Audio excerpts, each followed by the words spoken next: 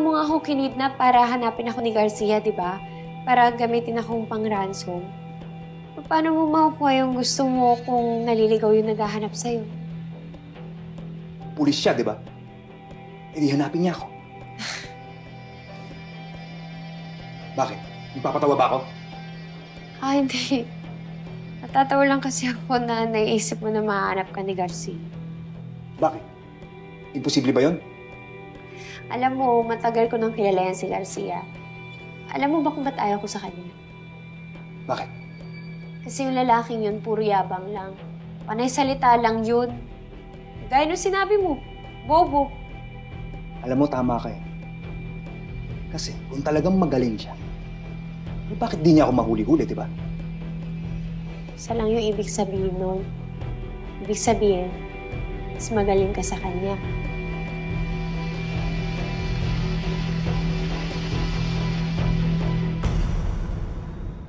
Hello, Selena. Sorry. Wrong answer. Walang hiya ka. Nasa si Selena? Easy ka lang. Kung gusto mong makitang buhay si Selena at hindi nasasaktan, siguraduhin mong mag-isa kang pupunta dito. Magwano man tayo. Lalaki sa lalaki. Ang dami mo pandada. Nasaan ka? Chill ka lang muna kasi. Sinisigurado ko lang na naiintindihan mo yung sinasabi ko sa'yo.